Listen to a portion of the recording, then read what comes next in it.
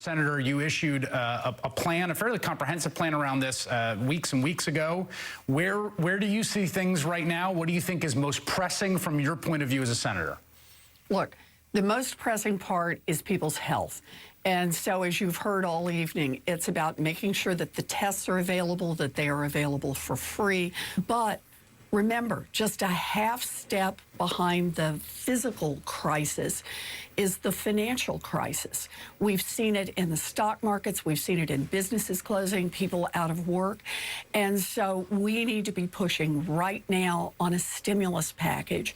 And that's what I wrote about today, the importance of getting the right stimulus package out there and getting it out now. So I start this with, let's learn what we should have learned from the 2008 crash.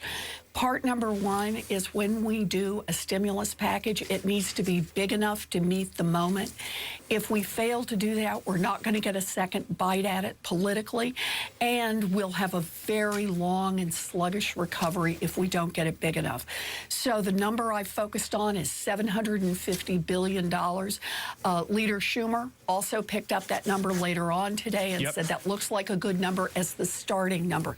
That would be about 3.5% of GDP, which is between the estimates right now of 2% to 5% that this may cost us. Part two is we've got to make sure that the money is not going to the treetops, that the money is going to the grassroots. That's critical for actually strengthening this economy. So my main parts here. We need to increase Social Security and disability payments by $200 a month for the next year. Make sure that money's coming in. We need to cancel a chunk of student loan debt. That would be, on average, about $400 a month that would stay in the pockets of people who owe a lot of student loan debt. And we need to be putting money into housing. Use this opportunity to restore, repair housing that needs to be done, public housing, build new housing. That gives us jobs in the short run, and it gives us housing we need over a longer arc.